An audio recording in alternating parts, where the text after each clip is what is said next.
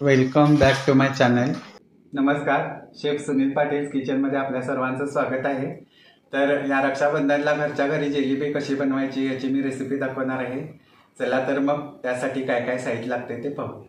इथं मी 2 वाटी मैदा चाळून घेतलेला आहे, पाव वाटी बेसन, पाव वाटी रवा, 2 वाटी साखर, 1 वाटी दही, लिंबू, वेलदोडे पावडर, मीठ, लेमन कलर व तळण्यासाठी तेल. रेसिपीला सुरू करूया. पहिल्यांदा 2 वाटी मैदा घ्यायचा आहे. त्यामध्ये पाव वाटी बेसन घालायचं आहे, पाव वाटी रवा घालायचा, 1 वाटी दही घालायचं, थोडासा लेमन कलर घालायचा. तुम्हाला जर केशरी आवडत असेल तर तुम्ही केशरी घातला तरी पण चालेल. व सर्व हे जिन्नस छान मिक्स करून घ्यायचं.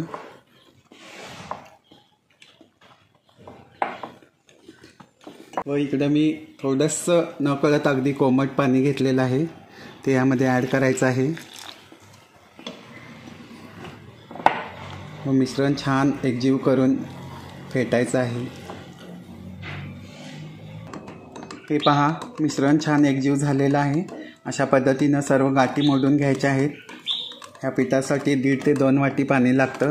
जसं पाणी लागेल तसंच वापरायचं आहे. हे पहा, ह्याची कन्सिस्टन्सी अशी ठेवायची आहे. व आता हे मिश्रण झाकून 24 तासासाठी भिजायला ठेवायचं आहे. कारण पावसाळ्याच्या दिवसात लवकर पीठ येत नाही, म्हणून 24 तास लागतात. उन्हाळा असेल तर थोडं कमी तास लागतात. हे आता मी झाकण घालून 24 तास ठेवणार आहे. आता आपले 24 तास इथं झालेले आहेत. झाकण काढून पाहूया. हे पहा, मस्त छान असं हे जिलबीचं पीठ आता तयार झालेलं आहे. आता पहिल्यांदा आपण इकडं साखरेचा पाक बनवून घेऊया. तर साखर भिजेल एवढं पाणी घालायचं आहे व 1 तारी पाक करून घ्यायचा आहे. पूर्ण साखर विरघळल्यानंतर 1 तारी पाक बनते काय ते पाहायचं आहे. साखर सगळी विरघळलेली आहे. तर अशा पद्धतीनं हा 1 तारी पाक बनवायचा आहे. हे पहा, अशा पद्धतीनं हा 1 तारी पाक बनलेला आहे. आता गॅस बंद करून घ्यायचा आहे व तेल गरम करायला ठेवायचं आहे. पाक आता इथं खाली मी उतरून घेतलेला आहे.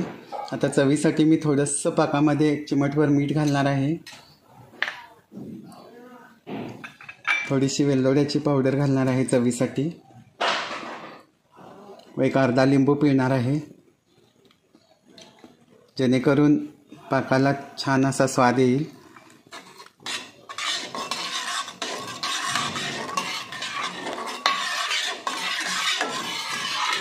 मस्त असा आता जिलबीचा पाक इथं तयार झालेला आहे.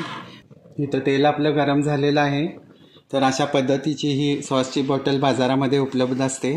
तर ती बॉटल घ्यायची आहे व हे पीठ ह्यामध्ये घालायचं आहे. हे पहा, पीठ इथं आता भरून झालेलं आहे. ह्याला झाकण घालायचं आहे.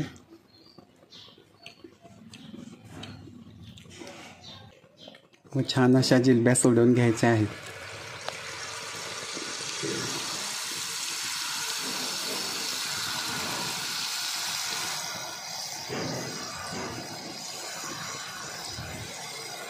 हे पहा, किती मस्त सुंदर अशा ह्या जिलब्या तयार होत आहेत. व छान तळून घ्यायच्या आहेत व नंतर पाकामध्ये सोडायच्या आहेत.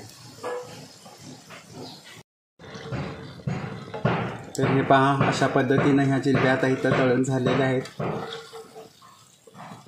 आता ह्या जिलब्या पाकामध्ये घालायच्या आहेत.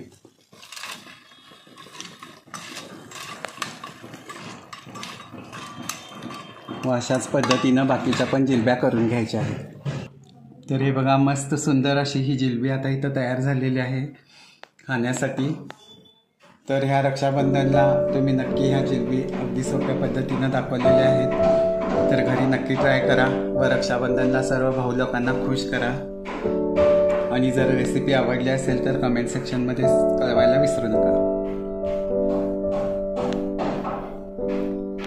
आवडली असेल असेल तर चॅनेलला लाईक, शेअर आणि सबस्क्राईब करा. Thanks for watching.